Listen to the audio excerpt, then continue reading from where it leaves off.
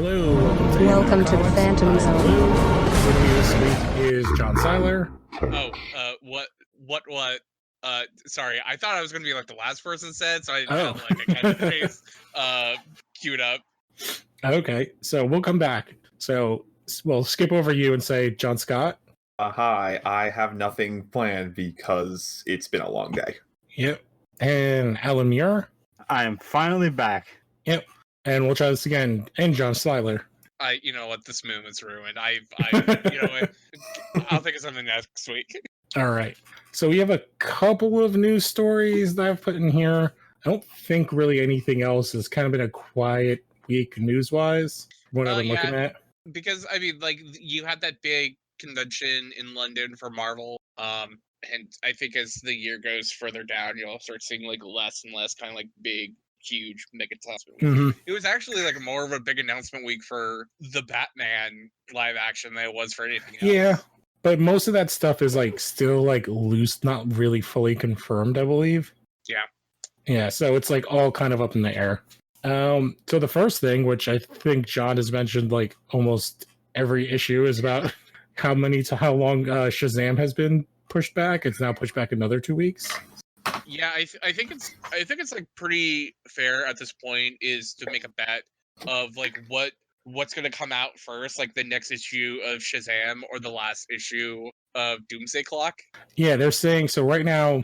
It's December 18th. We'll have supposedly Shazam 9, Doomsday Clock 12, the beginning of another thing, and Tom King's last issue of Batman. December 18th. Yes. Like every big book that like they have is coming out on December 18th. Because the following week is basically like the big New Year's Day, where it's like you only get like 1 or 2 books. So it's like, yeah, it's like, oh man, it's like, will the prophecy be fulfilled? Where my 2-year-long bet of it's the week. It's the last Wednesday before Christmas. All this stuff is supposed to be coming out. Yeah, man. It's Scott Snyder's last. It's Tom King's last issue of Batman, Scott Snyder's last issue of Justice League, and Legion of Superheroes #1, like a Wonder Woman book that's been pushed back. Yeah, it's like everything they're just pushing back to this one day. Legion of Superheroes #1 came out this week. Is Doomsday Clock? Is Doomsday Clock getting pushed back to this day as well? Yes. It's already there. That's amazing. It must be like a different Legion book because it says in this article Legion #1, Legion of Superheroes. Did anyone happen to read that Legion book that came out this week? No. Because like I thought about picking it up, but I was already picking up like 6 different books. I was like, you know what, I'll wait for it because I feel like I've been burned too many times on Legion. Where I know, like Alan, you're a big Legion guy, so like I would have thought you might have picked it up, but. No, I'm just not excited by this team. I mean, Wright Six is a great artist. No, I mean the team of characters, not the team of people working on it. I just feel, it's like we were talking about beforehand before we recorded about New Teen Titans and the Teen Titans as like a, and I like, teenage superhero melodrama stuff. And that's why I've been really digging the Young Justice stuff, even though like I'm like 2 or 3 issues behind on it. And I just, I feel like I try and give Legion a try, like every time that they try and reintroduce them. Like I remember the Mark Waid run, and I'm just like, I don't kind of understand like who these characters are, and they're not really explaining them to me, and they're just throwing up like too many people at me all at once. I just kind of don't get it. And then the New 52 happened, and it read just like a book where it's like, unless you don't know these characters, we're not going to handhold you on it. So it's the purpose of the New 52 is being like a concept for like new readers. That book absolutely was not user friendly, and it totally showed within the numbers because that book was canceled not too long after. And yeah, well, that happened with like a third of the New 52 initial books. Sure, but it's like Legion launched with 2 books. Yeah, Legion of Superheroes and Legion Lost, and both were canceled before like issue 18. And it's just, and I was basically just kind of like waiting to see what other people's takes on this new run of Legion of Superheroes, and it's like, I'd like a little bit of hand holding for this. Like, please explain to me who the Legion are, and like just do not throw me into the 31st century and expect me to know the last 30 years of like this group's history. Yeah, I also think with the new book being like John Kent, I'm just not really a fan of this version of this character. Like the artificially aged up, not even artificial, like they time skipped him by throwing him through whatever bullshit. I just don't care. I just don't care about his character. I liked Jonathan Kent when he was like a kid, and then they made him into an adult, and I'm like, why? Can't Superman and Lois Lane just have like a super kid? Well, it also like gives both him and Clark like tension, along with Lois like having to deal with him, and now that's all gone. And now it's just Clark and Lois again. Yeah, because they kicked their kid into the future as if they were Scott and Jean. I mean, that Lois Lane book's pretty good. Yeah, I'm behind on it. I was with, to kind of go more like going off topic, like the Jimmy book I thought I would like, and I really don't. It's just not for me. But the Lois book I like. Yeah, I'm a little behind on the Jimmy book, but I love that artist. And it looks great. I just like it's more jokey than I thought it was going to be. Like it's just a comedy book, and I'm just like, oh, okay, that's like not the Lois book. I really dig. Jimmy Olsen. That's character. Well, and I think like with that team, like I think I knew going in it was going to be like, because the same artist for that is the same artist for The Fix and Superior Foes of Spider-Man, and I just kind of assumed it was going to have like that same feel to it. Yeah, I just it's also like the weird New 52 Jimmy, which I'm not the biggest fan of. Yeah. But you were talking. You said how you're kind of back on Young Justice. I think I'm like 2 issues back, but I don't think it's spoiling much that they have now officially changed Tim Drake from Red Robin to Drake. I think we all knew that was going to happen from the moment when we saw that alternate Earth version of him. Better name. Yeah, Red Robin has always been a dumb name. Like it works in Kingdom Come, but other than that, it's stupid. It basically just makes me want to go out and buy a burger. Yeah. And I kind of like his new costume too. Did you see it? Yeah, I'm seeing like the costume here. It's like it's good. It kind of reminds me of the Grayson outfit. Yeah, it's a little bit more like you still have his like kind of Robin logo and the Bat logo on the belt, but the brown it like it's more secret agent-y with a domino mask. Is spoiler this Batwoman here? She's an alternate Earth. Oh, got it. Yes. Yeah. Because I was gonna say the outfit for Batwoman, spoilers, kind of good until you get to the scarf and the head, but yeah, well, the scarf is the carryover from being spoiler. Yeah, but like I love her purple like design. Like I love the purple motif of the character still, which is why when she was Batgirl, like I still really like her as Batgirl. Okay. Oh, I'm looking at the image right now. I'm just getting Hawkeye vibes from Drake. No, see that. Batwoman. Oh, I can see that with the purple. The purple, the blonde. The red tinted goggles. Yeah. Yeah, the hair looks weird in that because she kind of actually has like a mohawk in the book, I believe. If you see like the one other panel where she has like the helmet off because Impulse knocks it off, she kind of it's like a kind of what do you call it, Captain Marvel look with her hair, with like the cowls kind of pushing it up into a mohawk. Yeah, I see.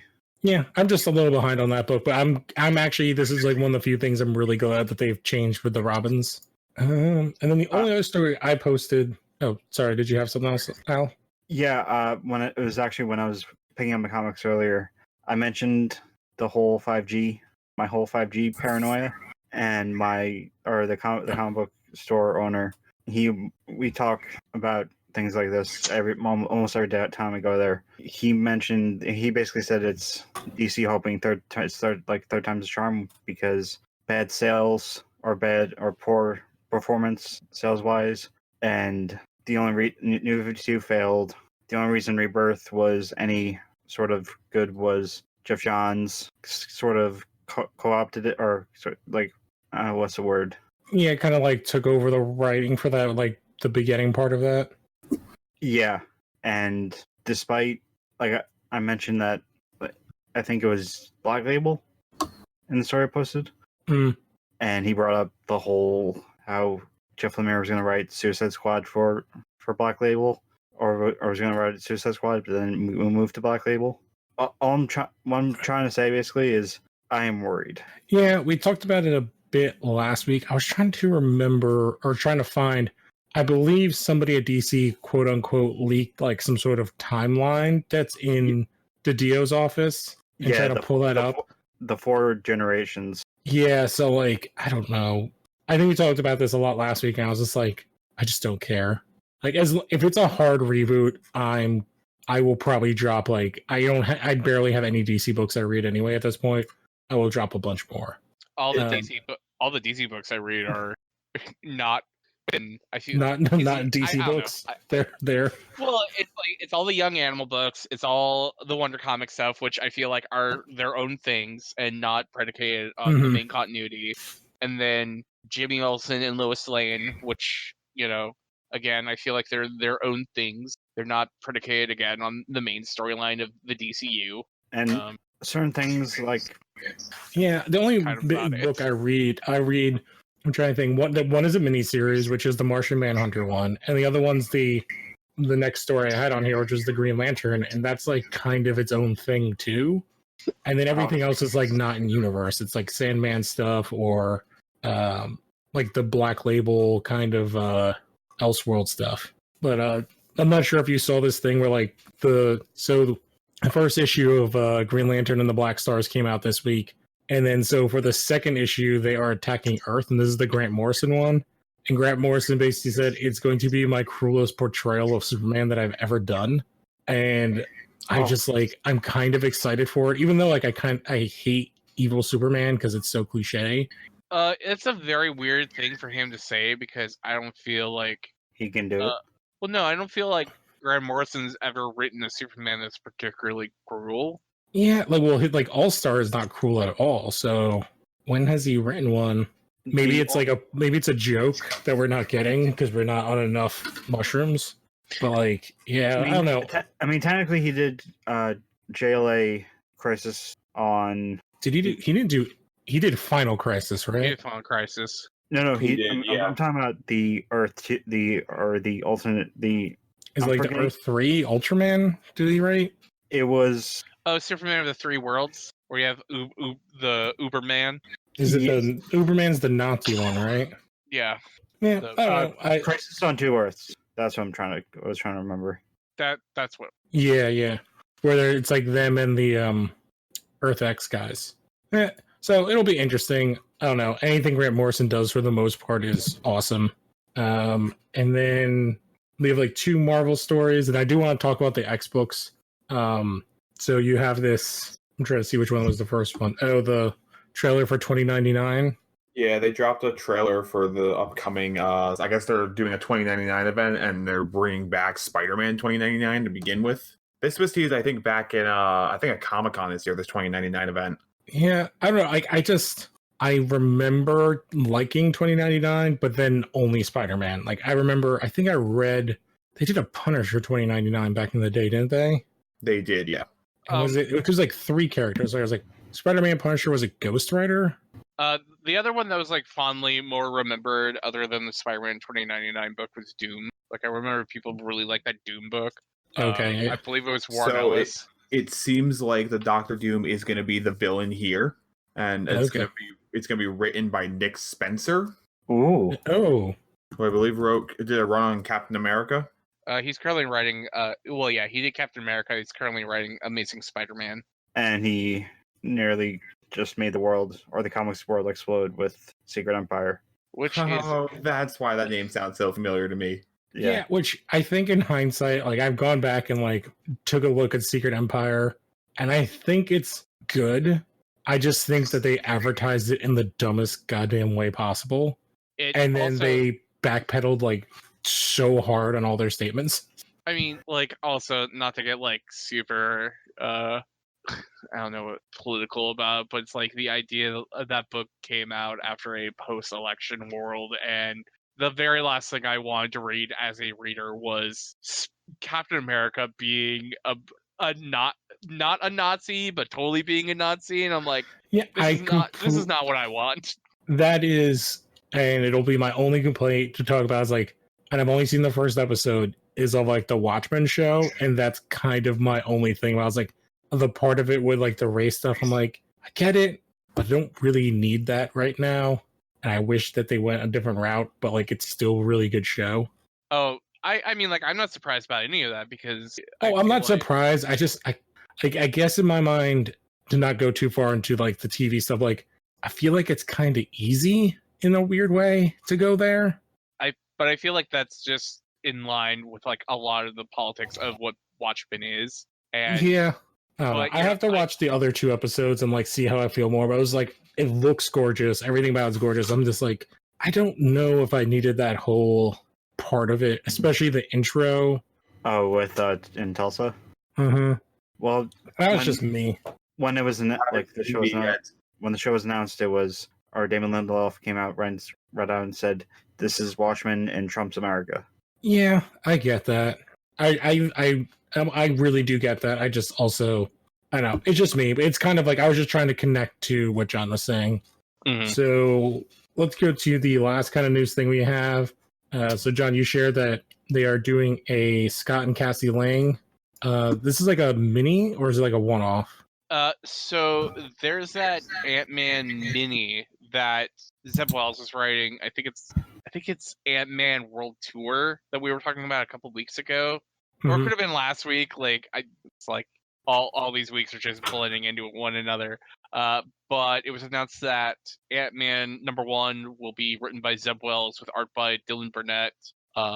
And yeah, it's going to be a book about Scott Lang and Cassie, who I love, and I'm glad that she's being featured in a book because I feel like it's Yeah. been too long with her not being in the books. My Disney conspiracy theory mind goes like, oh yeah, they announced this right after they announced it. Ant-Man and the Wasp #3.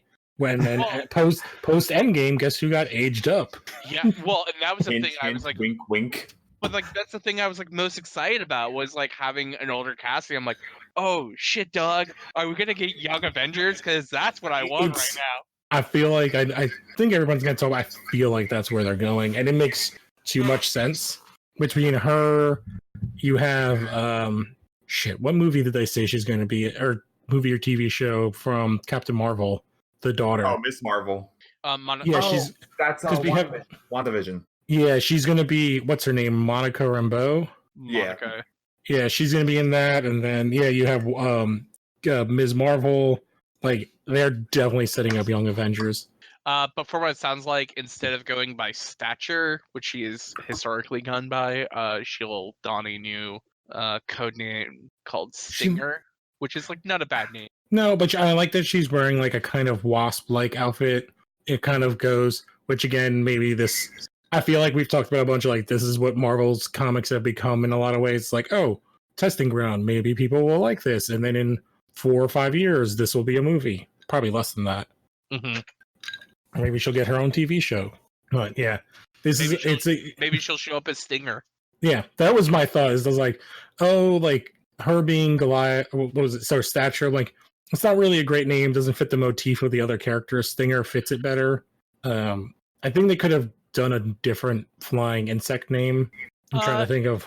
Didn't someone do a newer one recently? I mean, there's Beetle, but Beetle's taken.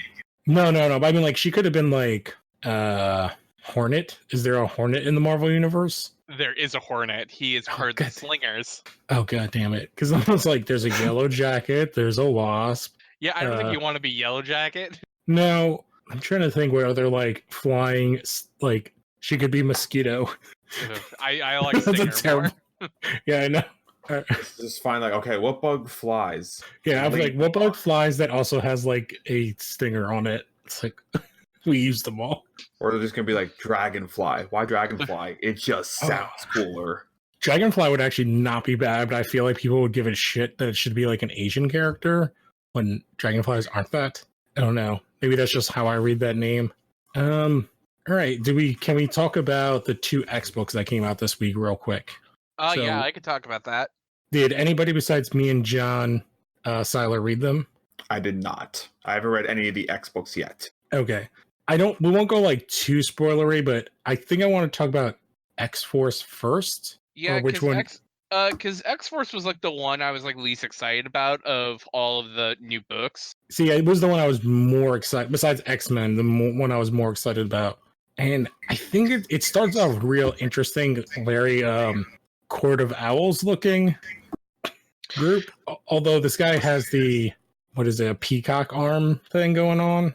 I'm trying to like remember. There was like there was also like an evil group like this during the Clayton Crane X-Force run, if I remember right, with the Leaper Queen and shit. And that's what this kind of remind me of. Mm-hmm. But it's like basically like an evil cabal of people who are Anti-mutant humans. Anti-mutants, people who are just like want to kill the mutants. And one of the people that tries to infiltrate this place is Domino, and she ends up getting captured. But I imagine like over the course of the book, we'll probably start seeing like some of these people like revealed to be like anti-mutant haters, and it wouldn't surprise me if you see like the usual suspects of like a Trask. Trask or Donald Pierce or a Leaper Queen or whoever. Yeah, I do think the other stuff is a little bit more interesting. So like when we cut from that, like we get the dog thing with the horns attacking beasts. I was like, the kind of discussion of that is like, wait, how the fuck is that thing on Krakoa? Well, and I think it's like makes sense. That's like, this is an island that like Doug Ramsey was terraforming it for what, like 6 years. Yeah, it would create not just I'm trying to remember the terms, but like flora, it would also create fauna. Yep. So yeah. And Beast, Beast and Logan just hanging out talking about, it's like, hey man, like once Logan's like, hey man, like, once we have a sanctuary, like, we might start getting soft, so we gotta like be watchful. And that's kind of like the theme of this entire issue is that everyone's like a little bit too safe. And then I love that it's like Black Tom Cassidy is like the one person that's like, dude, shit's fucked up. We need to like do stuff. And then we have like the Marauders show up, and he's all pissy too. And he talks in the third person, which is hilarious. Well, and Black Tom's like kind of okay. So like, and also it seems like we were kind of to believe at first that Doug Ramsey was kind of like the one to talk to Krakoa, and he was like he's more like a translator. But like you also have not to spoil, but in New Mutants, but it's like Doug Ramsey like going through all these other people who seem to have like powers related to the Green, but like trying to figure out like other ways, and like the most receptive of so far seems to be Black Tom Cassidy. Yeah, he's like tied into everything, and their defense system is awesome when they describe it, because they just like there's pollen in the air that will tell him what's going on. There's algae and plankton, I think, is in the ocean that's talking to him. It's like a whole bunch of like, it's just like really cool. And then we get to see Colossus finally, and Colossus is fucked up. Yep. Like his leg is like his metal skin is ripped open on his leg. But yeah, it's like, and I think like this is also like the first time we've seen like X-Force is like the book where we're starting to see the other books take shape within this book. Like I think like not only this, but like also with New Mutants, where it's like you see the Mirage show up in here, and then New Mutants you see the Starjammers. So you're starting to like all the number one so far kind of like are like setting up pieces, and like these two books are like, okay, like we're going to start kind of like meshing stuff together, and you could start seeing like the pieces move everywhere to where you can kind of see like what the table setting for like future conflicts to show up would be. Yeah, because one of the things we learned that because basically Xavier tells Tom to like chill the fuck out, and then he's like, except for Tom is like, look, man, you can't just have, because like, and Black Tom is like totally correct. It's like you can't have like these people just come and go and not tell me. It's like basic business making. It's like you can't be just you can't put me into a job and tell me to do said job, and then you just go behind my back. Well, he's also like the security, the way it works is like this works against it, which we'll see like it in this issue, like what happens. And then we find out that Sage is kind of in control of checking where mutants are and seeing who's a mutant and who isn't. Mm-hmm. And then we get like this whole thing with like Xavier and Sokovia. Yeah, which is wonky. And then Jean is with Healer checking on people, and they're like super fucked up. Is this like one of the first times where Sokovia is like a thing in the Marvel U? I don't remember reading about it before. I can't imagine like they did the whole entire Age of Ultron movie and they didn't do Sokovia afterwards, but I feel like this is the first time I've read Sokovia in a book. Yeah. And then we get like this weird strike team is jumping out of a plane and Black Tom Cassidy's like, what the fuck is that? Like, oh, Domino, she's back. It's basically like, oh, somebody's figured out how to spoof the system. Mm-hmm. And yeah, this is when Black Tom Cassidy is like, yo, shit is fucked up right now. We need to do stuff. And Xavier's like, why are you upset about the refugees? People didn't even want us working with you. Like, blah, blah, blah. And then Black Tom is like, oh shit, you need to get like the fuck out of here. And like Wolverine sees shit going down. And then we like, see the wolf get popped in the head next to her kid. Yeah, so basically like these agents like show up, start just mowing down people. Like they try and take them down as like fast as possible, but they're just kind of caught off guard. And going back to the thing about Wolverine said earlier, and it leads to like a death of a character, which is kind of meaningless in a way, except for the fact that this place got infiltrated. We do see some other mutants we haven't seen before, like we get a shot of Boomer. But yeah. But I think there's also like that idea that I don't know if like everyone else here saw like the articles today of like, oh, like major X-Men character dying, and I understand like the whole entire idea of the pods, but we've like this character is like not the first version of this character who has died. Based upon the codexes we've read in past readings. Yeah, I've like seen that article, but I just haven't. Again, I haven't read anything, so I haven't done that yet. Like, I mean, I think it's just like people trying to like read a little bit too much into it without like really like reading the text of the book. And I think I think the character it's like dying in Dragon Ball Z now. Like death is kind of meaningless based on the world they've set up. So I think it's still them dying, and they'll be brought back, but I think like the idea is like at this point we have not seen someone who has existed within the confines of Krakoa die and then be brought back. Especially no, we've only seen people die outside of Krakoa and then be brought back within, because we had like that X team. And I think like everyone else is like kind of written in such a way that you're like, oh, like maybe this is just Hickman's like weird way of writing these characters, so you just kind of write it off. But I think it'd be interesting to like know like how different this person is like post them being obviously brought back. Yeah, well, he's in like the cover of the like another book coming out, like Marauders or something like that. X-Men. X-Men number 2 with the 3 daddies on it. Oh god. Oh yeah, that's right. Yeah, King Daddy Apocalypse, or he's not Apocalypse anymore. He's just yeah. I just want to go through the mutants quick because there's like a couple of really interesting things when we get a big character brought back. I will say real quick that X-Force, I believe, at least to me, like I like this more than like I think Excalibur, but I think like definitely X-Force like definitely made me excited to read the second issue, and I think it's just the idea of X-Force always like I feel like is always like kind of like this meatheady kind of book. Yeah. But like historically, it's like I loved Uncanny X-Force. I really loved the Kyle and Yoss X-Force. Well, I think that goes to the team that we know, like the characters on the team that we know that are going to be in this.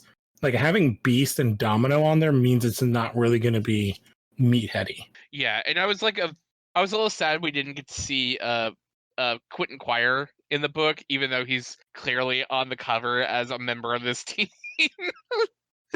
But oh well. But yeah, I like so far like all the like not spoiling also New Mutants. I've liked all the X-Men books so far. There's definitely ones I like more than others, but I think like the Age of X or wherever the Dawn of X has been like a pretty good series of books so far. The only thing in New Mutants that I think is really interesting to talk about is kind of what we learn about Krakoa the Being when it enters. What the hell is that character's name? Mondo, yeah, and it's like, oh, that's weird. And then later on when they're with the Starjammers, what is the giant lizard dude's name? Here's a goofy ass name. Chode. Yeah. That like the Krakoan plants are communicating with each other and they're having some sort of biological effect on other plants is kind of also the fact that like Doug can just pick up and leave Krakoa. I mean, I think that also like goes back to Excalibur #1, where the Krakoa is an invasive species. Yeah, I think it's an interesting idea. It's like, oh, like they're building this entire society around this thing that's like maybe they shouldn't be building their entire society around, because it's like from the jump they're like, oh, Krakoa's a good guy, and it's like, is it? And it's like that's what this is kind of introducing, is like, is the being Krakoa good? The thing that like made me like the first time I opened up the book, well, I bought the book at my comic shop, and this was like the first book I flipped through, and I saw like page 2 with Wolfsbane, and I like made this kind of like loud cackle, and my comic shop owner was like, "Why? Like, what's so funny?" And I'm like, Wolfsbane in this book looks just like Maisie Williams, and it's funny because Maisie Williams.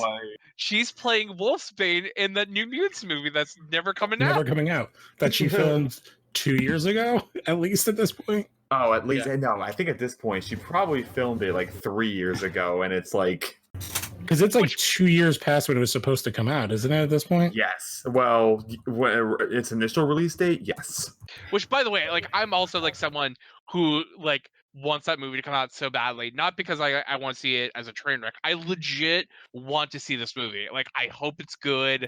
Like I get that. Like it just, I feel like it's a movie we need a documentary about. I want to see an X-Men movie that does not revolve around Xavier or Magneto or Wolverine or the X-Men that we've already seen. Like the whole entire appeal for New Mutants to me was like it's all new characters. It's set within the X-Men universe, and they're gonna play around with that. And I'm like, that sounds great to me. So speaking of wanting a documentary, I'm not saying one's actually coming out, but I'm reading the film's principal photography was described as stressful for Josh Boone, who felt a bit neutered during the process due to having to tone down the film from his original full horror ideas.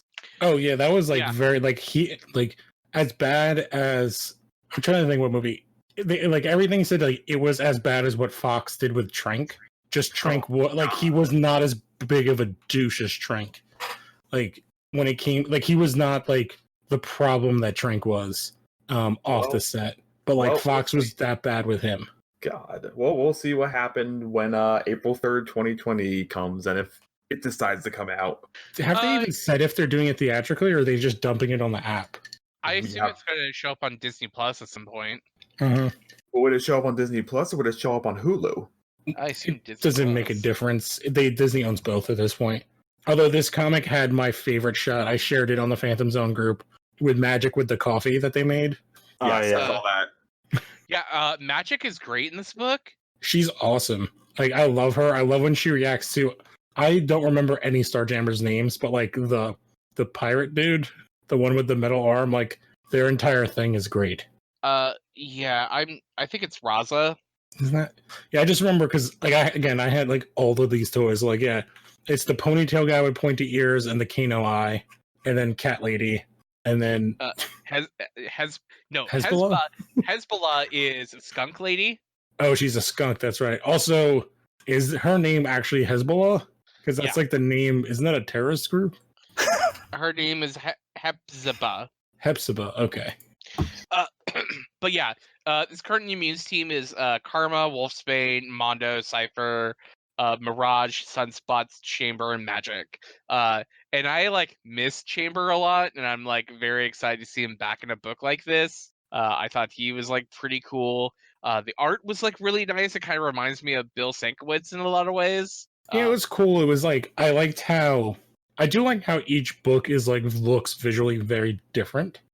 Even though it has the same guy writing it, and I like how like the characters kind of look the same. Like when we saw Marauders in the X-Force book, like they look the same, but there's like a distinct flavor to each one that I like a lot. Wait, I know Ben Percy's writing X-Force, right?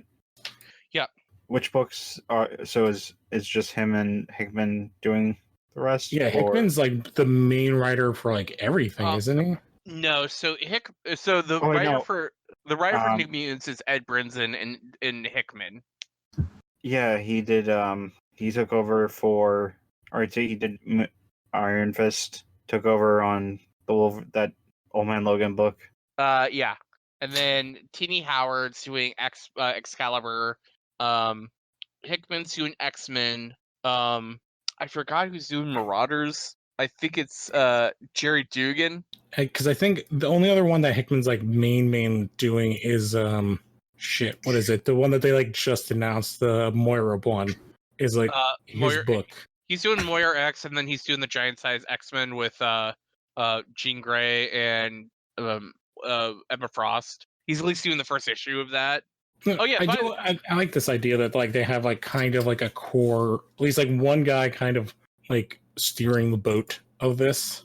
I mean, it's like it very much helps when you have a mastermind heading up, the creative for a group of books. Like that's why over at DC, like the Young Animals stuff is so strong, the Wonder Comics stuff is so strong because you have like a someone who's leading the books. Mm-hmm.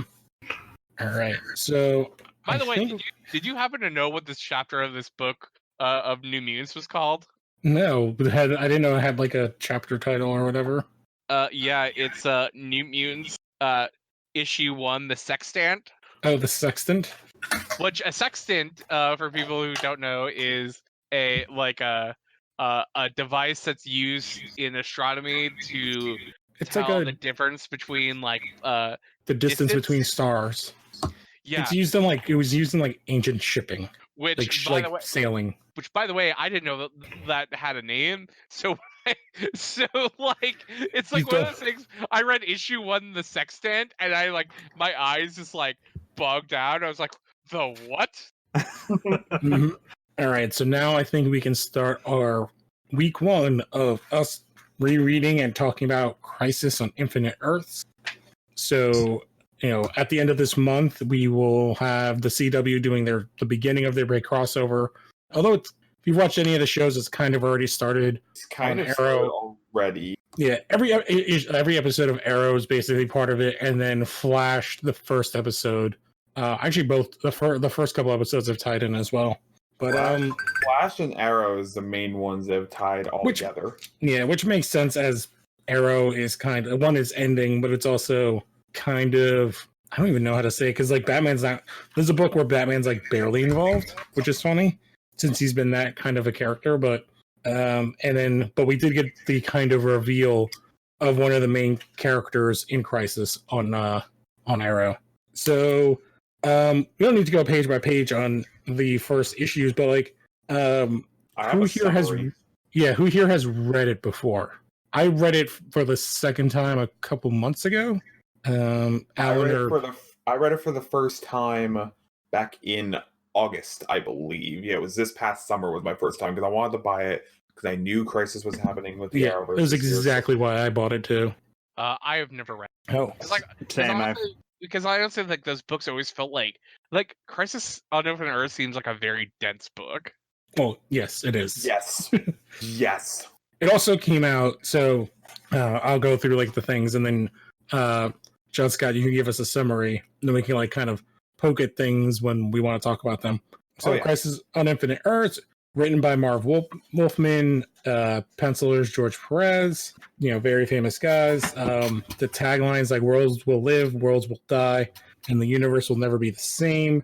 And I believe this came out, was it 85? 85, yep. Can I just mention? I think I have the dates right here. Give me 1 second. Keep going. Yep. Can I just mention that the fact that it's inked by Dick Giordano, who is, if I'm not mistaken, at this point in his time, the president of DC Comics? Yeah, I can go through the whole list. So yeah, it's the covers are out. Yeah, so it's Dick Giordano, Mike DiCarlo, Jerry Ordway are the inkers. Anthony Tolan, Tom Zucco, Carl Gafford, Zucco are the colorists. Tom McCraw is the color reconstruction and enhancement. John Costanza is the letterer, and all the covers are George Perez. So this went from April 1985 to March 1986. Wait, say that again? It went from March 85 to April of 86. No, reverse that. April 85 to March 86, so a full year. Yeah, if I was going to say, so it's a full year, which is fucking crazy. Wait, you telling me this book came out on time? Yeah, A and they didn't DC have book this- coming out on time?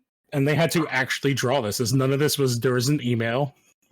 They had to actually sit in. I was probably why it went on time because they were all in an office together. They weren't in their own homes going through this over email and text. And I guess really quick, just to go quickly, if the reason why this came about is because Marv Wolfman wanted a desire to get rid of the DC multiverse and have a single universe. Yeah, I guess it's important to talk about what the DC universe was at the time. So we have the different. So kind of going back to that whole G5 thing in a weird way, but like you have the original universes, like, you know, Superman who can jump over tall buildings where he couldn't fly. That is the Golden Age. Yeah. And then you had the Silver Age, which the Golden Age was like Jay Garrick Flash, Alan Scott Green Lantern, the Justice Society. Silver Age, Flash, Barry Allen, Hal Jordan. Superman can fly. You have all the Krypton stuff. I'm trying to think what other big changes there were. Like Batman and Superman are still there, but they're slightly different than their original Silver Age characters. And then you had the other Earths, I think, already at this point, like the Earth 3, which was like the evil versions, which is what we kind of start with like Uberman and Owlman and the Johnny Quick and Power Ring. Can I give some more background? Because Yes. probably the one time I'll be able to give my knowledge on this. Sure. So this all starts with obviously Flash of Two Worlds, where Barry Allen meets Jerry Garrick, and during the summers they would have after the multiverse is established, every year they would have the Justice Society crossover, and there's an I talk about it quite a lot. The episode of Justice League Legends. Oh, on Smallville, or no, No. in the cartoon. Yeah, that's heavily that was dedicated to Gardner Fox. The way that episode was written and the way things are told, it's very accurate to how Earth 1 and Earth 2 were like. Mm-hmm. The writers for the Barry or the Jay Garrick comics, like the Earth 2 stuff, they somehow got some transference. It's just I like being an old man in a young man's body talking about the Golden Age and the Silver Age DC Comics. Yeah, I'm trying to. Oh, when I was flipping through, this is also post when DC bought Charlton, which is where Blue Beetle, The Question, Captain Atom, all the characters who would then turn into, which was like right around the same time as Alan Moore is going to begin writing Watchmen, is when this is happening, I believe. Yeah, this is before Watchmen, Dark Knight Returns, Batman Year One. Yeah, but I think this is the reason why they did not allow Moore to use the Charlton characters. Because he was originally going to use those characters, and then they were like, oh wait, we're actually going to do something with them, and I think this is it. Because that is why, when we get through it, Blue Beetle's has a very good chunk of this book. He's like a main character for a bit.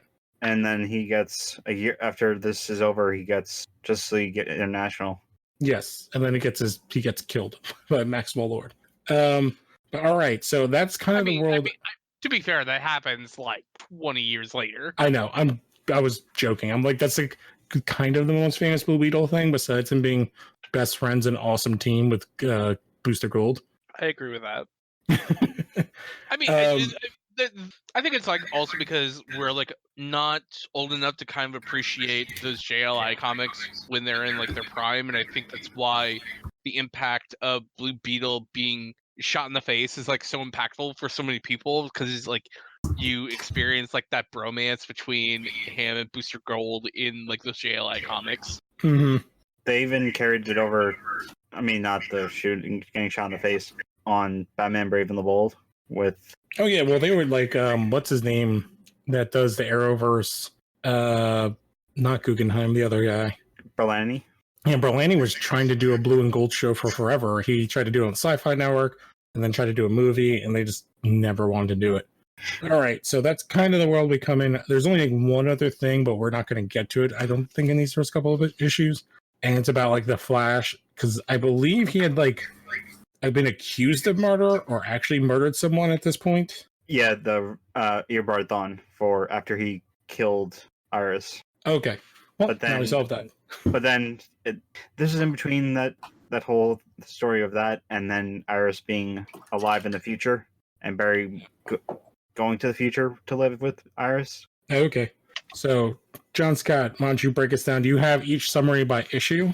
Okay, so I have the first two. I did not get a chance to get to the third issue. It's been a very busy week on my end, but I have the comic. No problem. Wait, I thought we were taking notes. Oh, Yeah, we are. well, John will go through the summary, and then as he kind of, if there's something you specifically want to talk about, we will talk about it, and then kind of go through our stuff at the end of what we think of everything.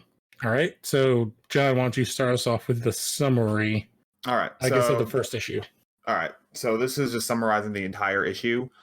Issue opens on an explanation of the multiverse and how it came to be, how there are multiple Earths. So we get this nice little explanation for those coming into this fresh and brand new, like me, which helped a lot. So we then cut to one of these Earths. I don't know what Earth they specified it as, if they did. They don't, but it's definitely Earth 3, because this is the Ultraman, Power Ring, Johnny Quick, Superwoman. This is Earth 3. No, they mentioned that in another issue. Okay, thank you. No, it opens with Pariah.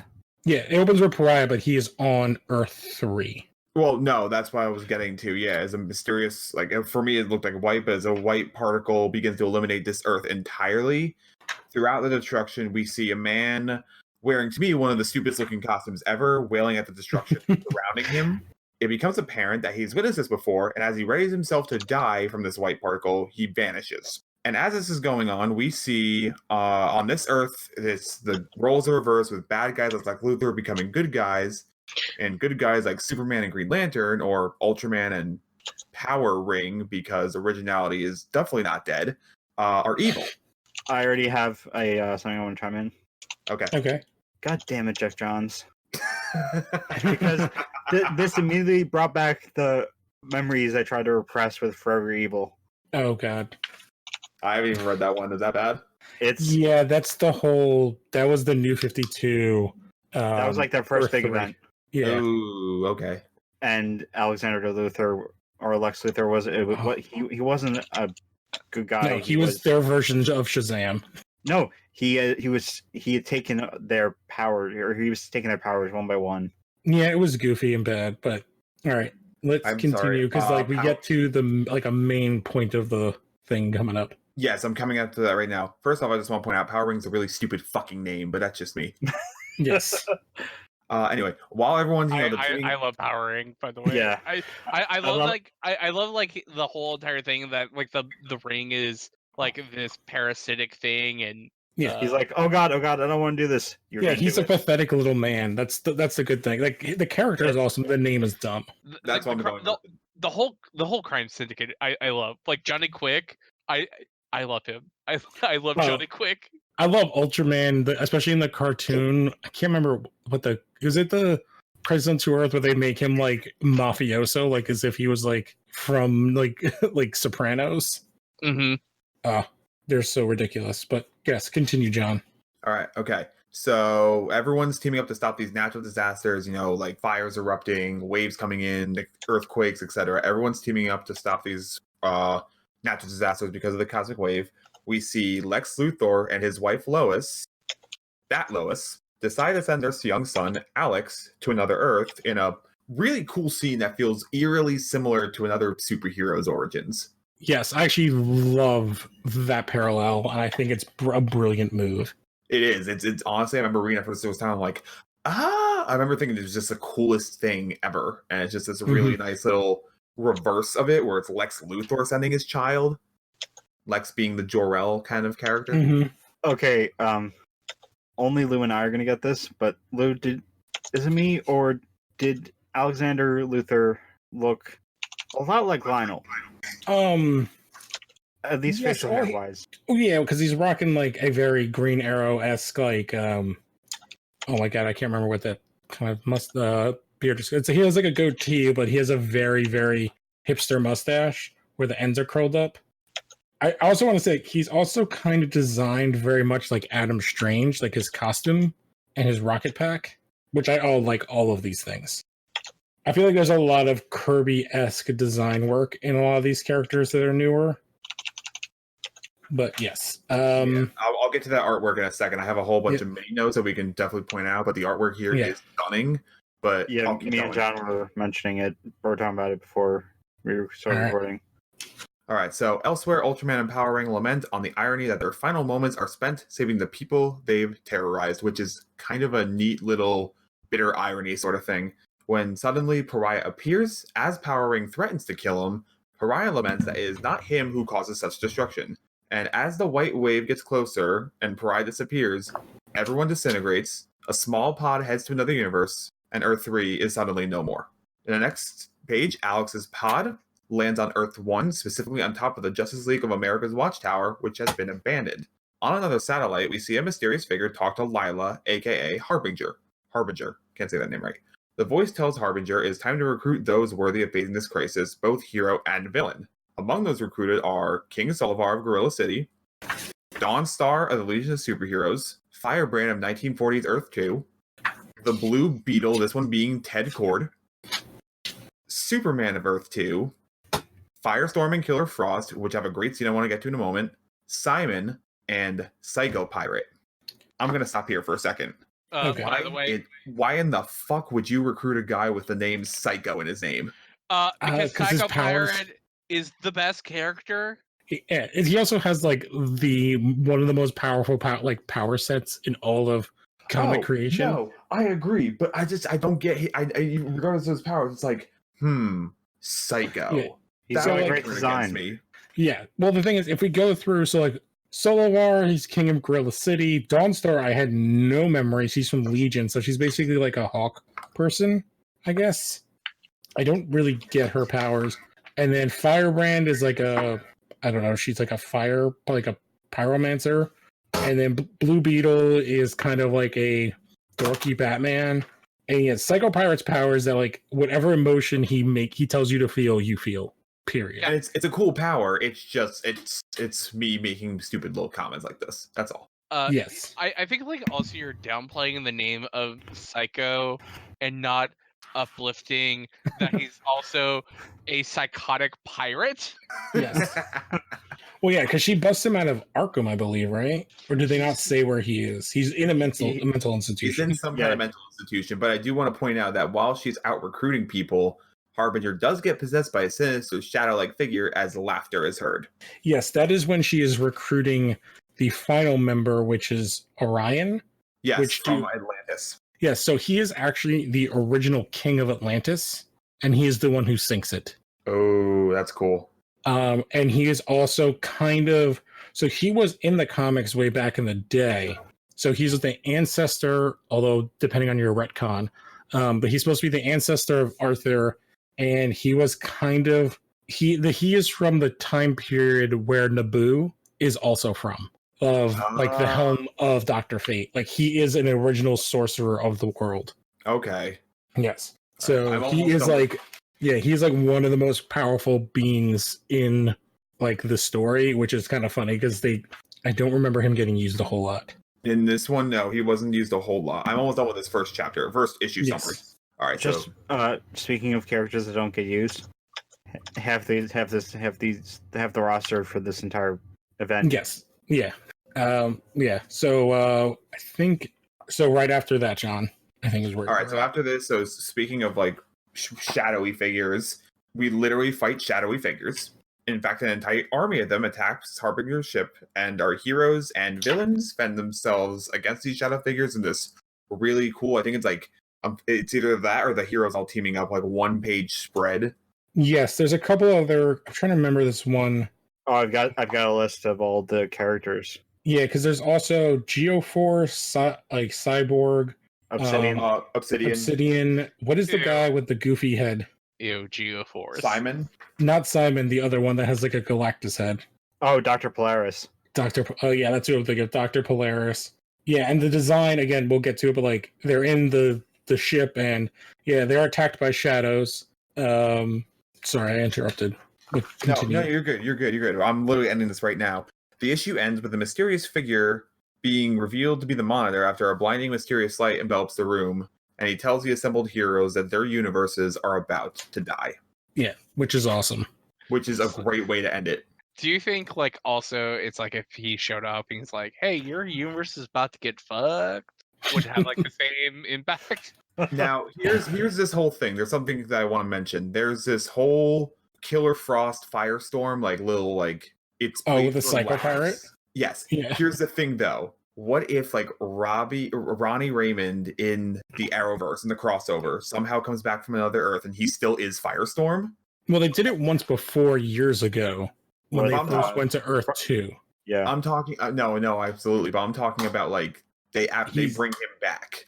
Oh, I would almost I would think that they would, especially because like he just did like a thing with he's doing a new show for Stars with Steven. Oh, was he in that show? The other wrestling show. I think they're doing it together. Oh, I didn't know that. I didn't know he was in it, but I would love to see like. And now that Killer Frost is like Kind of having her own thing. I do want to say, we missed one other character. So there is a Green Lantern, and it's Jon Stewart. The greatest Is there. Green Lantern. Yes. I'm waiting for Diggle to put on that ring. It's gonna happen. Oh, it's like they're barely even being subtle at this point. Oh, So, no. a couple of things I'll say. So we already know if you're watching the Arrowverse, Lila Michaels has been a character since season 1 on Arrow, and Yes. until reading this, I never realized that the connection there. And they already basically just showed that she is that character, and they announced it. They literally showed her in costume. So Yeah, they showed like an image of it, which the only thing they kind of, I'm trying to remember which part of her costume they got rid of. I think it was like the helmet she does not have. Yeah, she's not wearing like the cowl, but she has, and it's not open on the one shoulder like it is here, but it is basically the same costume. it's a And they showed tactical version Psycho- of the costume. Yeah, they showed Psycho Pirate at the end of Elseworlds last year, and I was listening to a podcast, and they were talking about how their theory for the shadow figures was to give George Perez a break on these books. That's awesome. Because there are so many goddamn panels in this issue, and everything is drawn so goddamn amazing. Like it is It's gorgeous. It feels a lot of like Kirby's work. It is very heavily Kirby influence, especially if you go like to Harbinger's design, and then when they get into the monitor satellite, it's like, oh, this is somebody who loves Kirby. Oh Like my the way God. the gold is and the colors that pop, like everything is blue. If you look at that panel, everything is blue, red, or gold, except for 3 characters, and that is Cyborg, Geoforce, who is in yellow and green, and then Green Lantern, who is in green. There is actually a legend, like a rumor, that like about Crisis, that Prez would actually add panels, like add more to like further explain the story. Oh, like because it wasn't explained enough by Wolfman in like his script. No, but more like an example would be the large amount, like the many paneled page, like single pages. Oh, okay, yeah, I see what you mean. Because yeah, like there's, I'm looking at page 32 is 1, 2, 3, 4, 5, 6, 7, 8, 9, 10 panels on that page, which is fucking crazy. But yeah, I like it is. And I like how they do everything. I have to give credit to Wolfman because from the word go, there's a sense of scope and ambition. It's just this epic like feeling. Oh yeah, well the book opens with basically like 5 pages of you watching a entire universe be erased. Yeah.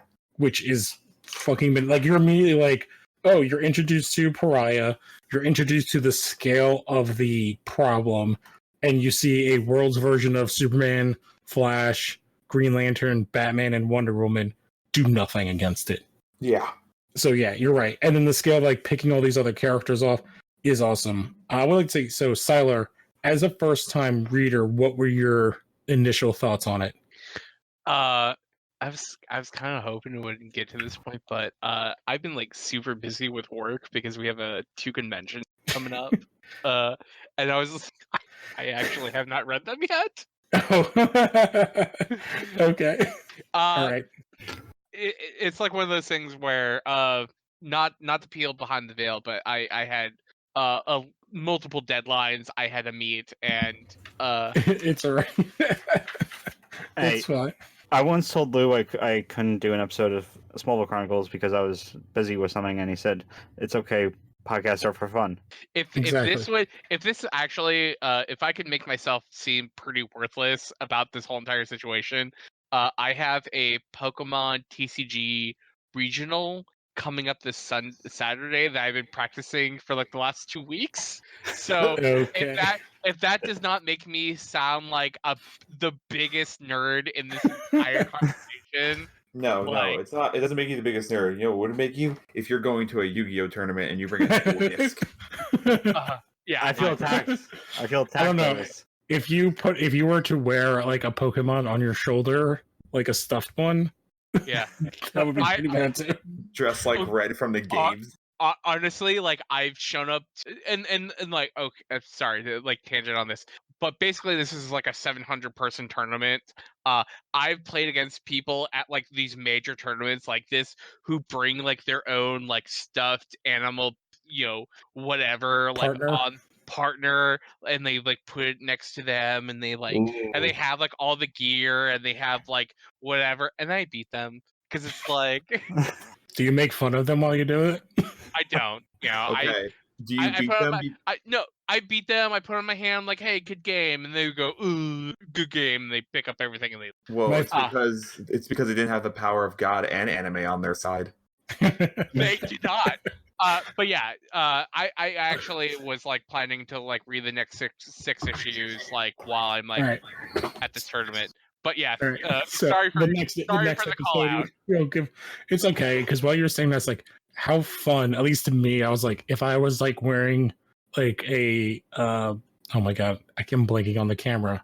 I will tell What's you the- this. Like I've tried reading Crisis on like a few different like not a few, but like maybe a couple different occasions because I feel like it's like one of those. It's At least it's like a it's quintessential. a read. quintessential DC read.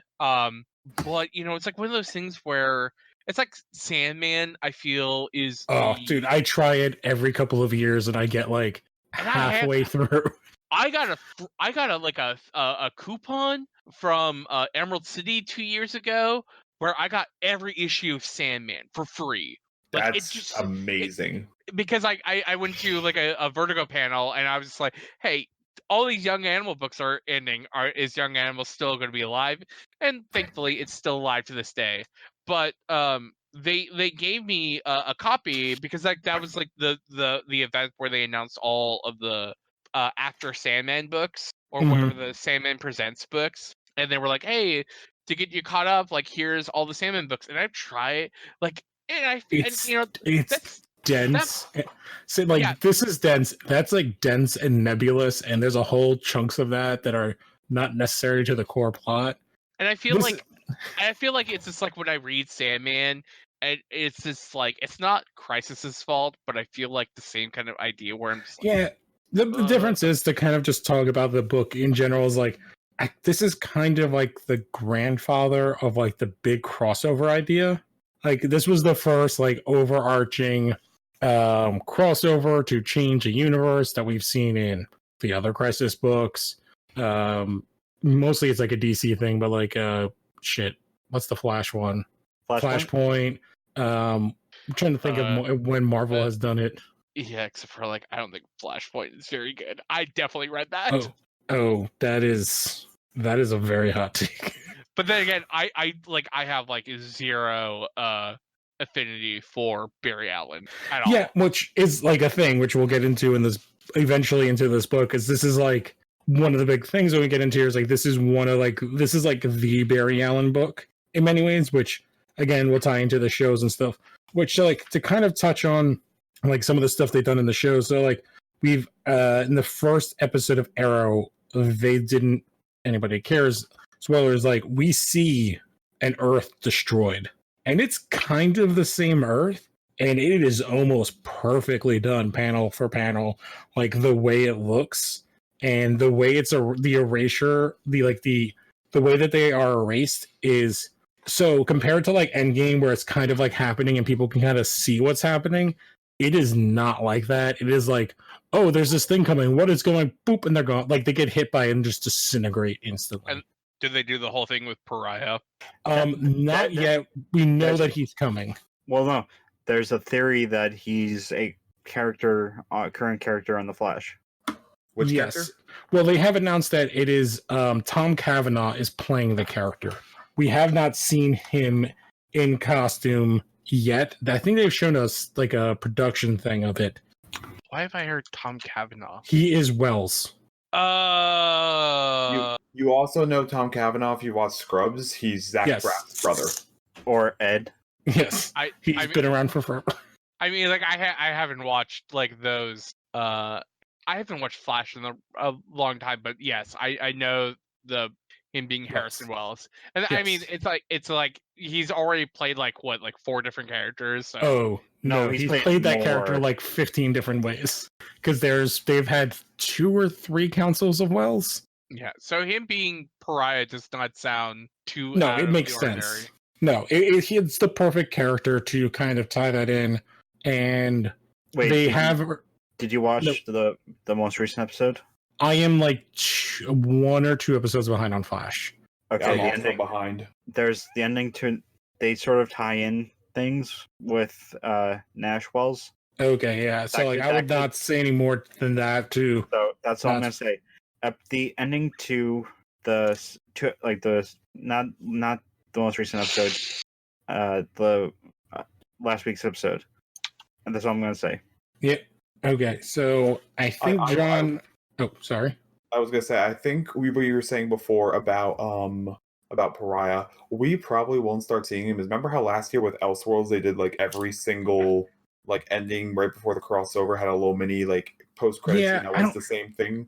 Yeah, we've seen Monitor's been in almost every episode of Arrow, and he's been in 1 episode of Flash at least. Yeah. So I think we'll start to see them more as things pop up. Yeah. Did anybody have any other things they want to issue 1, or can we move on to issue 2? Oh, I just when I was taking notes of the scene or the big page of all the heroes / villains and the monitors. Satellite. Yeah, I just called. I dubbed them the multiversity PD. All right. Sorry, if you hear my page flipping, I'm literally looking at the book right in front of me.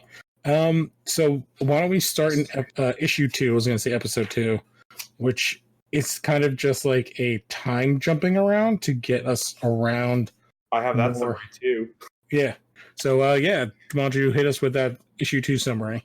All right, so this issue opens in the past or whatever, as we see a young caveman, Anthro, I believe is his name. Yeah, he shows up. He'll show up again in Final Crisis. Okay. Yeah, so he's another character that I think had been around for a long time. I haven't Yeah. seen any of the other Crisis post this one, so he's undertaking a rite of passage among his people, which is hunting a woolly mammoth or chasing a herd. And after he succeeds in turning the herd away from his people and celebrating his victory, he then proceeds to pretty much become a dipshit and hit his head on a tree branch. But then the woolly mammoths disappear, where they soon appear within the 30th century. And is this the Legion of Superheroes? Yes. Basically, Tom is becoming malleable. Yes, because the only one I know by name was it Brainiac 5? Brainiac 5. That's because of Mon-El. Is Mon-El there? Yes. Yeah, he's there. And I think we eventually see like Bubble Boy and Saturn Girl, and those like all the Legion I know. All I know is Saturn Girl, Mon-El, and Brainiac 5, but that's because of the show. Mm-hmm. I think Dreamer's there, but I think at the time her name was Dream Girl. Yes, I think you are correct. Great. That's a good name. That's very Dream Girl. original. I do like Dream Girl. Then the Legion is called to handle it after, the space cops decided to just say, fuck it, and just shoot things that haven't been alive in eons. But then the mammoths begin to shrink and disappear. And we don't know why. I don't know if they're just wiped out of existence or they just shrink. I think they pop back into where they belong. Okay. That makes sense. So then meanwhile, we're back on our Earth, Earth 1 in Gotham, and Batman is currently foiling the Joker once more, doing his usual Batman thing. And then he gets a mysterious vision in the form of Barry Allen. I made a really bad joke here. I wasn't going to say it. Well, I will all right, so I'll pause here because one, I do want to read kind of the lines from Barry Allen, but also I love this design of Joker and Batman. This is Killing Joke Joker, I believe, the way he's designed. No, it's definitely not Killing Joke Joker, is it? I don't believe so because I feel like Killing Joke happened years later. Yeah, I mean, like that's the style that he looks like. Like he's like the purple trench coat, the like fedora.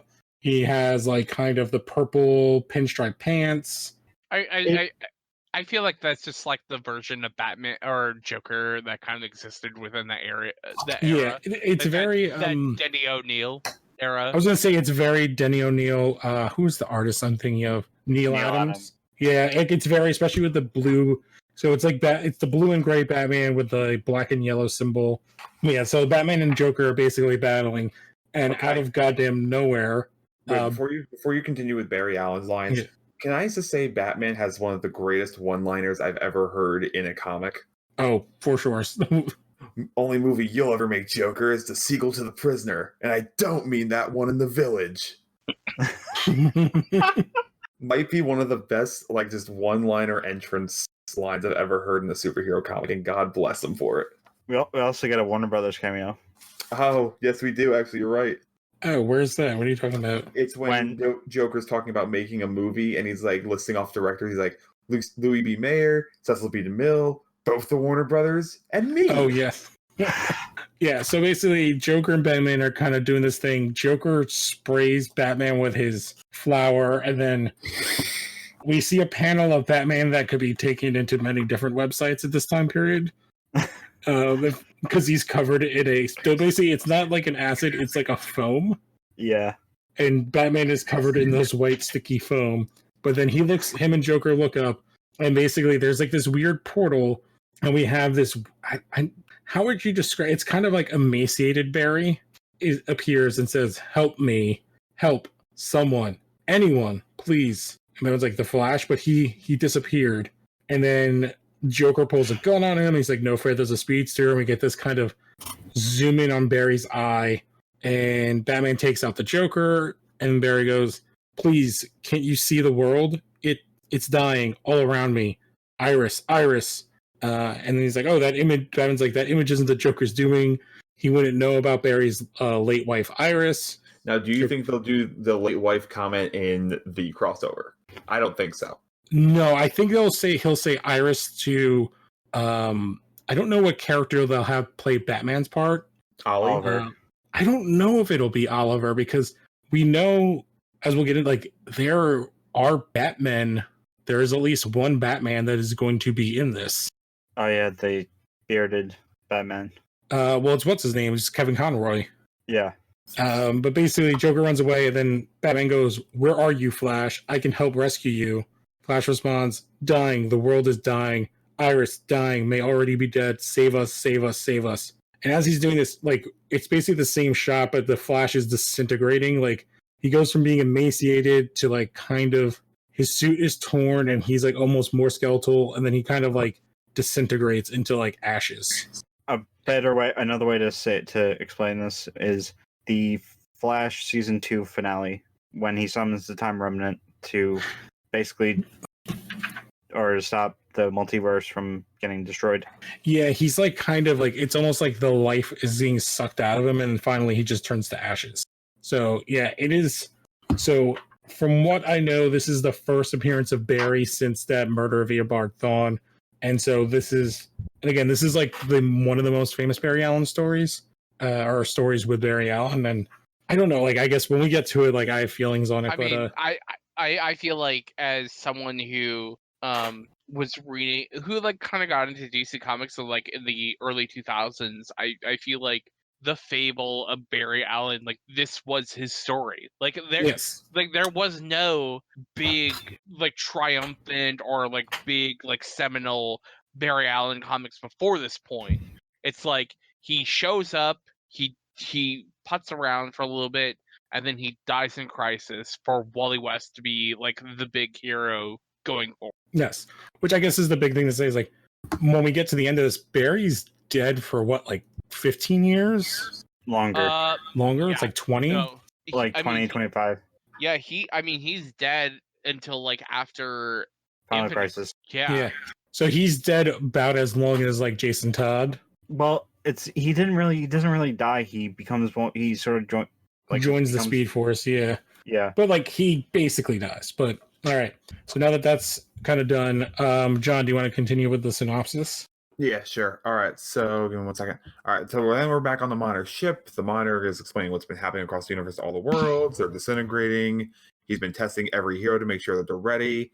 And then the initial lineup that we're seeing in these first couple issues is only the first wave of his attack. Of course, everyone doesn't believe him, probably because they're still pissed about being attacked by The Shadow copies of- Demons. I was going to call them copies of Peter Pan's Shadow, but they're asshole cousins. I mean, they're all wary to trust him, but then the Superman of Earth 2 suggests hearing him out, or they can kick his ass later. Harbinger then enters to help settle doubts, but as she's talking, Orion notices that something's different about her since he last met her, and there's something far more sinister with her. She mentions that the Monitor has set up 5 devices across time that will halt the wave of antimatter. As the heroes all agree to help and then see what happens, Harbinger then laments she can no longer resist who controls her and that she must now betray the Monitor. We're then cutting to the planet Oa, home of the all-knowing Guardians of the Universe. The Guardians are trying to figure out their own way to destroy the antimatter wave, which they did not see coming, and as they plan to immobilize the entire Green Lantern Corps, a mysterious voice emerges as the voice taunts them and sends an energy wave through the Guardians' massive power ring, leaving their fate unknown. I'm sorry, massive lantern, excuse me. Now, were they killed or were they not killed? I didn't know if they were unconscious or not. Yeah, it's a There's a moment in issue 3, I believe, where it sort of like time catches up with John Stewart.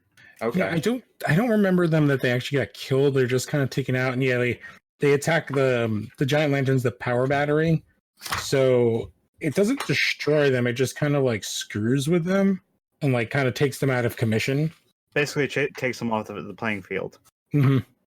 So yeah, continue, John. I guess.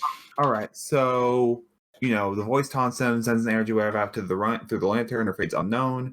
We're back on Earth 1 now, and Batman's still troubled by Flash's declaration, and so he decides to meet with Superman.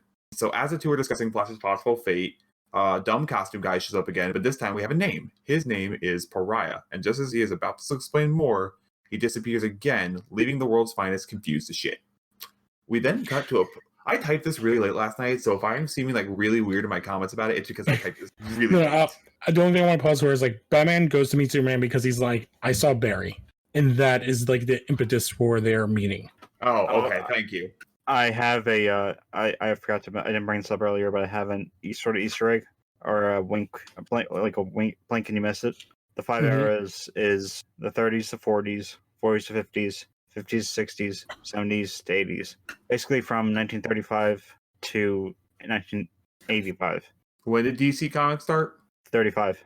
Ah, that makes sense. Oh, okay. I did not know that. That's actually kind of cool. So yeah, one I do want to say as we get to the next sections, like I like how they break this up. So they actually kind of like mini name sections of each issue, and so the next part is called The Great Disaster, and it's still issue 2. Oh, that's right. Yes, right. Actually, thank you. I saw that and I didn't know what to think of that. But I appreciate that. So yeah, it's almost like a chapter in it. So speaking of the Great Disaster, we're in this post-apocalyptic future. There's this weird Jack Kirby-looking structure that's just jutting out from the surface. And we see, I think I'm saying this name right, Kamandi, the last boy on Earth, climbing. Yes, that is correct. And that's because I think the reason they chose to go with that character is because that's a Jack Kirby creation. Yeah, he's the one like he's like a character that they use all the time. And so his world, he is basically, it's very Planet of the Apes, except it's not just apes that evolved. Basically, all animals have evolved. It's sort of a upside down, just turning the food chain upside down. Yes. So it's like Jack Kirby's take on Planet of the Apes in many ways. But sorry, continue. No, you're fine. Thank you for the explanation. I appreciate that. So as he's climbing, I just realized I didn't see this panel. He sees a giant shadow monster and he falls, only for Earth 2 Superman to catch him.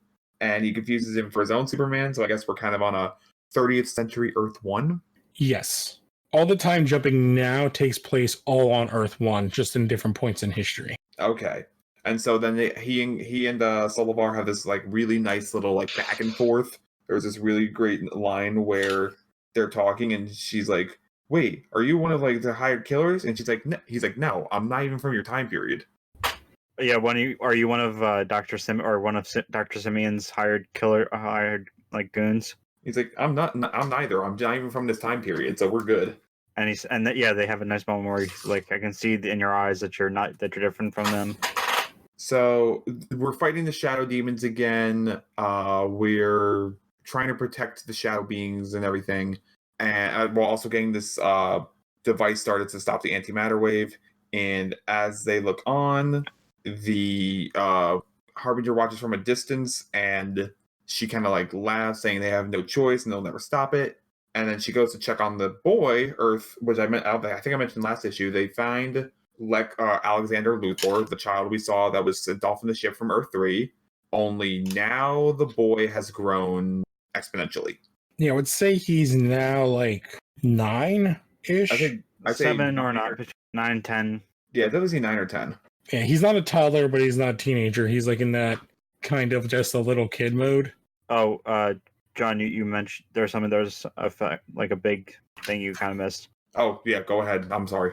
When Commandy, Dawnstar, Kal-El, and Salvar are fighting off the Shadow Demons, they've discovered that, or Commandy gets grabbed on the shoulder by one of the Shadow Demons, and he gets burned. Oh, that is right. I did forget that. That is on me. That is correct. And because that does play in. It plays in for Salvar because he jumps on one. He like drop kicks one. He basically drop kicks and saves Commandy, and what happens. His fate will play out in the next issue. Okay, that's good because I didn't get a chance to summarize next issue. So, okay, like I said, Harbinger, Lex Luthor. Now we're on Atlantis. We are currently again one of those structures have shown up at Atlantis, and I think it's Orion, Obsidian, and Psycho Pirate. Yeah. Mm-hmm. And Orion basically warns Psycho Pirate, don't even think about trying your powers or I'll fuck you up. And I guess this is before Atlantis sank, you said? Yes. So this is kind of like King Arthur time, I think. Okay. So this is in Orion's time. So this is Atlantis, and he's the king of it, I believe. Because people recognize him. They mentioned that they tried to track his movements and find where he was, and that the Great Ice Bridge broke. Oh, which is where he was taken out of time by Harbinger. All right. So then Pariah. By the way, from this point on, I start calling Psycho Pirate PP because I was tired. I was tired, and I was also just loopy because I was exhausted. That's fine. I don't mind calling him PP. Okay, cool. All right, so suddenly Pariah appears, and PP decides to give him the giggles. Orion appears and hits him with magic shiny lasers. Obsidian covers Orion in darkness to protect him from PP's power. Because he says to look at you have visual contact with you for his powers to work. Yes, pretty much. And so if that doesn't happen, then Obsidian or Orion won't be affected by it.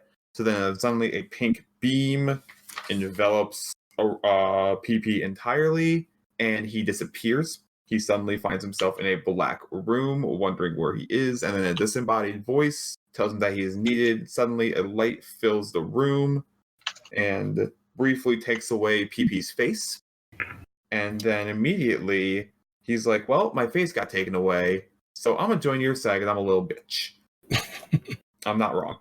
So he doesn't want that happening to him again, and then when that happens, back in Atlanta, Pariah tells everyone that they're about to disappear and be disintegrated, and so then he soon disappears because which confuses Obsidian and Orion because the Monitor mentioned our world will be protected, our world will be fine. So as the antimatter wave descends on Atlantis and our heroes, the issue ends with Harbinger speaking to a mysterious figure aboard a darkened ship as she is internally torn asunder between loyalty to two entities. To add some foreshadowing in issue 1, I totally forgot about this.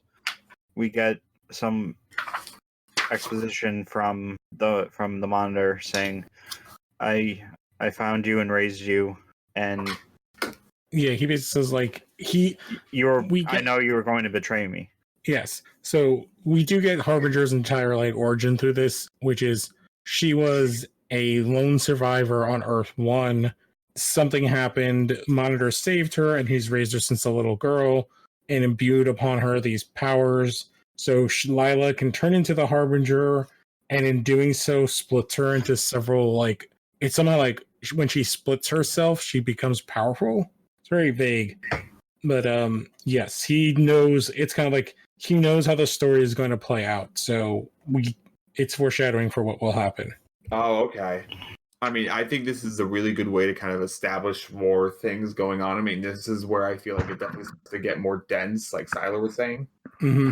Yeah, there's like a lot of world building in these first couple issues, and basically the end of issue 2 is where we get a lot of like in the Monitor's head, as he says, "All too soon now, I will die or be killed unless," and then we get in Harbinger's head, and she is talking to our foe, who we do not know yet.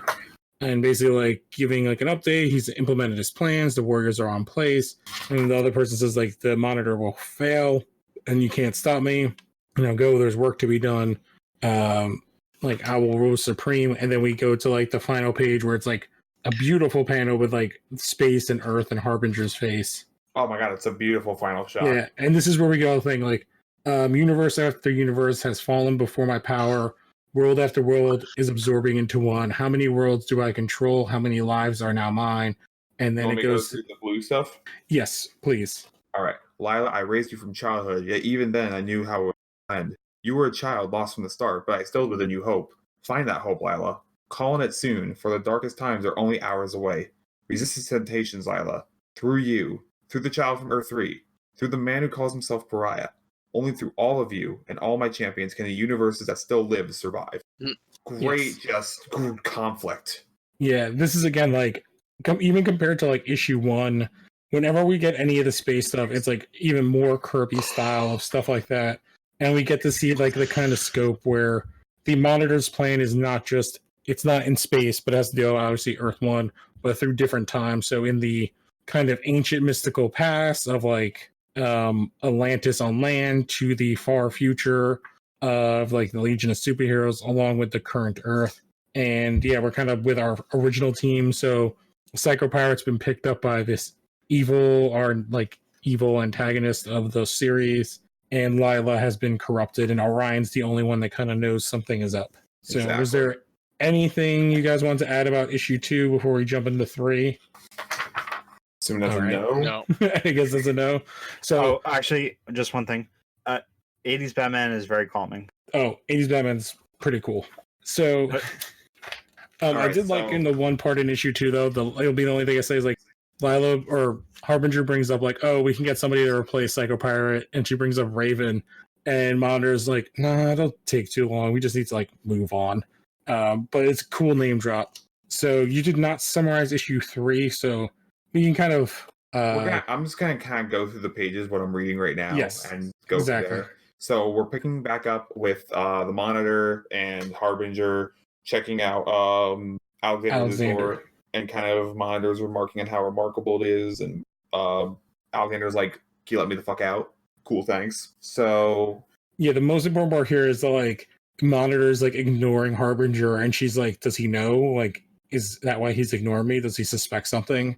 The other big thing you need to note here is that for Alexander, it's positive and negative matter within one form. Yes, which is I think going to come into play later. Mm-hmm. So yeah, Harbinger wants that, and then we go to the next page, and then Harbinger goes back to our foe with Psycho Pirate in tow, and they kind of have this weird little back to forth, and then our foe is just like, Psycho Pirate, shut up, no one cares about you. So that's a nice little back and forth. Then we cut to Barry Allen. Yes, so who is Barry's like alive at this point in the future. Yeah, it's like near Earth 1 future, like it's kind of when the Earth is ending. And he's running around, and basically he's seeing all of the kind of the storms and everything of like the world going crazy, so he knows the end is coming. Earthquakes, volcanoes, the red skies. Yes. And then we cut to he sort of sees, but he doesn't get to reach, and we see like a combined Teen Titans and the Outsiders. No. Or there's a moment where he sees himself saying, "There's only one chance. I pray to you." Yes. Yeah, and that's where we cut to like this weird team of the Titans and the Outsiders. So it's like Starfire, Halo, which if you've watched Young Justice season 3, she's in that. Katana, Metamorpho, Wonder Girl, Donna Troy, Nightwing in his awesome like disco Nightwing outfit. I love. Here's the thing. This That was so outfit, good. this outfit's so fucking dumb, but I love it. I Yeah. love it. Yeah, we get Beast Boy, and then this like swordsman guy is the only character I don't know. Katana? No, the guy with the sideburns. Because there's him, and there's like another character who. Oh, can, like, that's Jericho. That's Jericho. Yeah. If you don't know, Jericho is one of the sons of Slade Wilson, also known as Deathstroke. I guess this is before he gets his throat slit. No, this is after. Okay, so he's a mute. Yeah, there's a moment where they mention that he's been mute all his life. Okay, so yeah, then there's somebody with diamonds, and then we get Black Lightning, also in his original disco-y suit with like the deepest of V's. Okay, so like who had the? I was gonna say who had the deeper V, but I think Black Lightning had a deeper V. Oh, Black Lightning goes almost to his belly button. Yeah. Also, something that was mentioned they mentioned it in issue 2 with at this point we're in July of 1985. What was that? The time period. Oh, okay, so yeah, so It's present day for the time. yeah, it's present day, so yeah, we're in July. The next part that's interesting. By the way, it's very weird that they created like that Nightwing costume in 1985 when Disco was at this point like 4 Deader to than 5 dead. years, very dead. Yeah, it's a weird. I don't know how else to describe it. That's how everyone describes it, right? And the same with like Black Lightning with his giant. Like he is such a caricature in this. Like it's just like that original kind of. And by the way, like I say that as someone who kind of like really kind of loves that original Nightwing costume because it's like unironically like a part of that age. Oh, like I think like that and Katana in this. So this isn't Katana from Suicide Squad or from Arrow. This is Katana in a full red outfit with yellow arms and a armored yellow skirt. It's and awful. Puffy boots, and she has like a red cowl and like a bob haircut, I guess. Like I don't know. She looks ridiculous. And this is the Starfire that has the gigantic curly locks that go down to her feet. Yeah. Yeah. And then I believe on the next page we get like a first kind of quote unquote major death. Because I believe Halo is taken out by the Force, isn't she? Yes, she is, because that's why like Starfire's losing her shit. Because they lose Halo. No, the reason why she's losing her shit is because her world was conquered, and she's like, Yeah, I don't want the same thing. Oh, okay. She's thinking of her parents, her brother, and like Batman and Superman have to come in and calm her down. Stop her. Yeah. And then we get the return, or like Barry Allen kind of shows up back, and he's basically like, Batman, thank heaven, I relaxed my eternal vibrations. It brought me back to this time. Something happening in the near future, everything unraveling, fraying at the seams. And he's like, Flash, calm down. Oh no, I feel the strange, what's happening to me. And then Jericho saves Batman, and once again Barry is disintegrated. And then we get the weird, although it does play in at the end, it's just like the one part of the story that I'm just like, I didn't care for. I loved it. Oh, the B plot with Brainiac? Yeah. So we cut to Brainiac. I was just like, huh, he's here. Yeah, and we just cut to space, and Brainiac's like, oh, there's like a thing going on. Well, I can't have this. And there's only one person that can assist me, and he calls himself Luthor. So he's like, I gotta go get that guy. Brainiac's like, oh, well, I can't conquer this world. Mm-hmm. And then we go through our time traveling, and we get Spring 1944. War's about to end in Europe. But Sergeant Rock and the war. Yeah, we get lots of stuff that doesn't age great, because we have Sergeant Rock and his group are driving a tank through Nazi Germany, waving a Confederate flag in their tank. No, it's Markovia. Oh, it's Markovia that they're in? Yeah, they say it's Markovia. Okay, so Markovia, but they're fighting the Nazis, correct? Yeah. Yeah, because they're falling victim to the Third Reich. But they are... Geoforce is sort of integral, like he's at the heart of that sort of that plot. Yeah, so it's Geoforce, was it Dr. Polaris, and Blue Beetle are here. Yeah. And we have Sergeant Rock and his guys, and they're all fighting to protect the tower. And there's a bunch of Nazis. Yeah, the Nazis are trying to use... They're all fighting for the tower. Because they think it's like a weapon. And then Sergeant Rock's teammates start like getting popped off, and then the Shadow guys appear. And they take out like quarter of Sergeant Rock's thing. And they have, where's the one character's name in here? Because one of Sergeant Rock's guys is like another character. I'm like, ooh, this didn't age well. The dude with the flowers all over his stuff. Oh, yeah.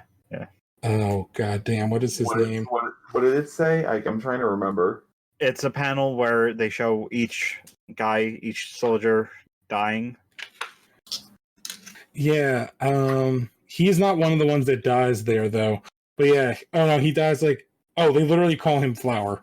And it is a soldier in Sergeant Rock's thing that picks flowers and puts them all over his stuff. And they definitely make comments about like why he's doing that. Oh, that's right. So yeah, then we have like Geoforce here, and this is where we have Blue Beetle like kind of being like important, and Blue Beetle gets touched on the shoulder, and he is injured, and they're like, oh shit. And the Monitor is basically like, oh, Blue Beetle's screwed, and like zaps him back to his time period. The thing I like though, despite all this, he's so quippy.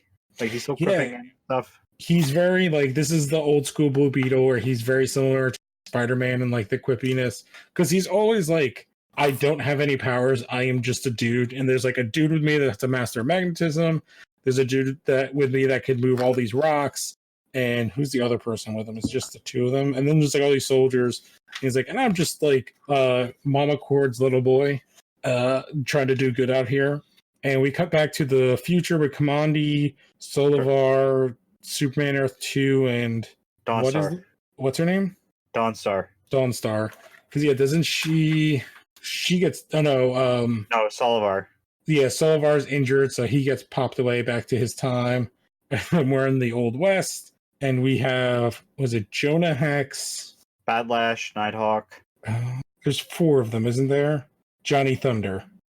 And they're doing stuff, and it's Firebrand and Green Lantern And Cyborg. Cyborg and Simon are there.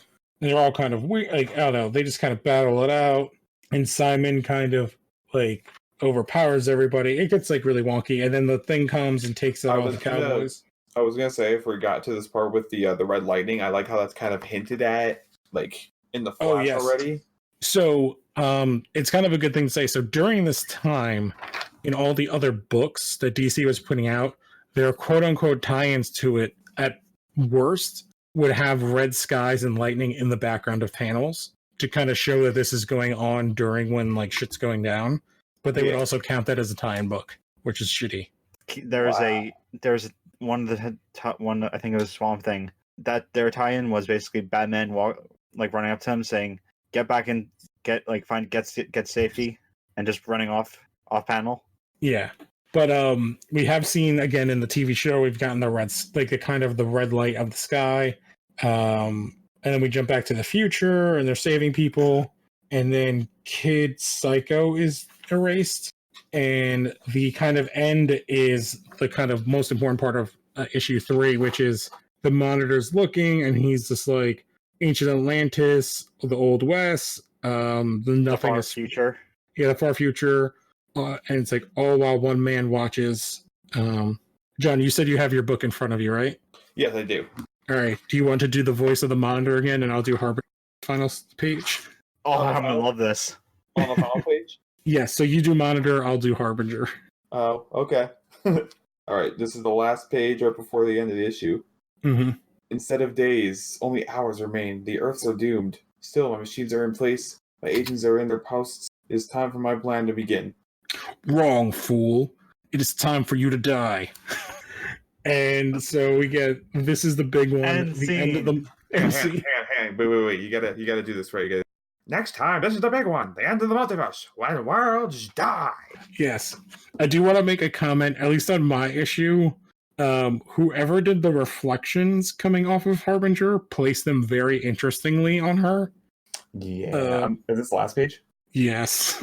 She has like a lens flare coming off of part of her waist and her boots, and also where her nipples would be. Oh god, I just noticed this. Yeah.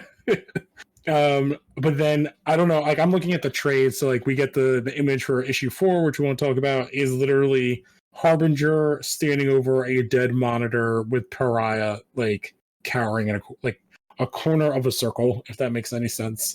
So yeah, these first 2 issues are huge. Like they are. It is big.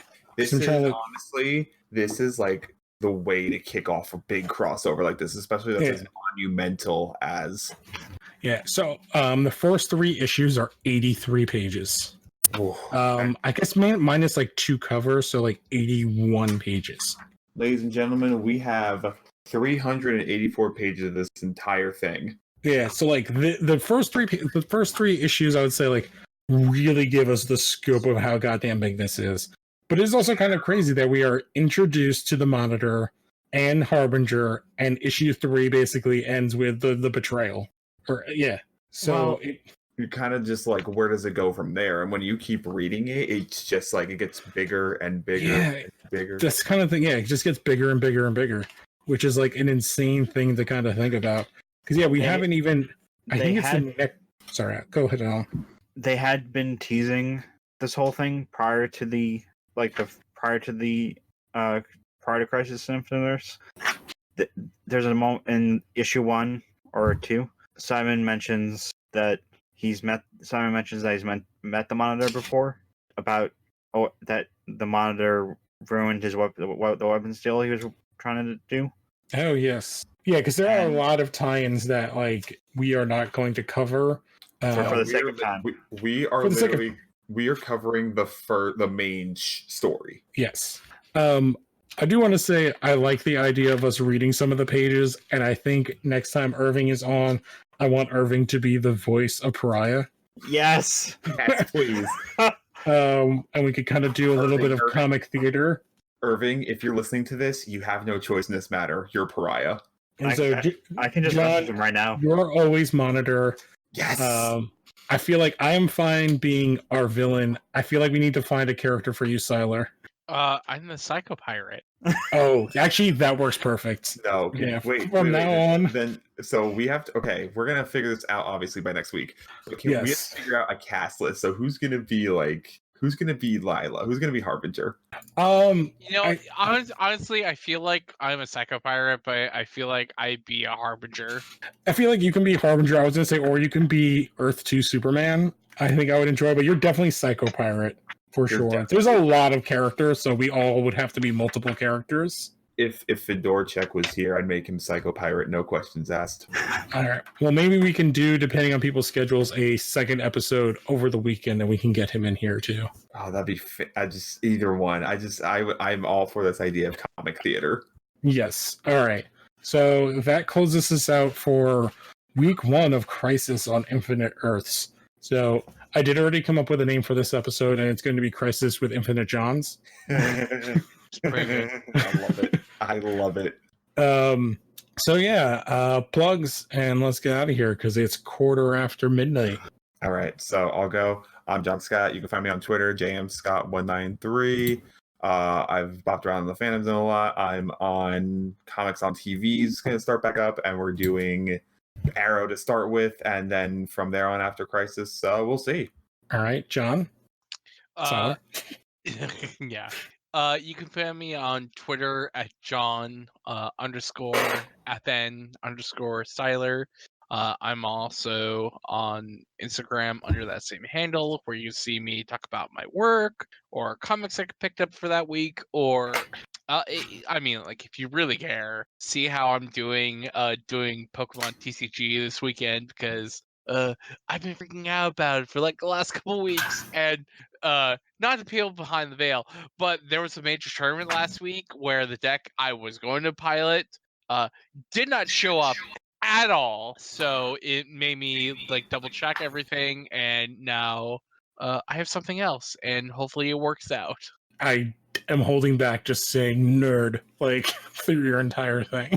Yeah. As a group of people who just read fucking Crisis on Infinite Earths. Alan, you have your new thing coming? Yeah, the website is live. It's videogameutopiatv.com. It's more of a silent launch, and we are hard launching in December. All right. So what is this called one more time, just so I'm aware? videogameutopiatv.com. Awesome. Hopefully by the next time we do this, I'll be able to give Lou a link to the podcast that will be explaining this whole thing in more detail. Yeah, and don't forget to check out all the other shows, the main shows, the After Dark, everything else, coverage of the CW shows. Yeah, if you're listening to this, don't forget to rate, review, and tell a friend. Please And, tell people. Yeah. And we will catch you guys next time. Adios. Worlds will live, worlds will die, and a universe will never be the same. You know, that's totally true. But, you know, that cat that showed up on that field in that football game, I'd totally die for that cat. Again, the way you said that just makes me want to scream nerd. Why is it a nerd thing to like care about The cat cats? in that The football cat. game. The cat in MetLife Stadium, like that's like an hour away from my house. Yeah. Yeah. And Oh, like, man. yeah.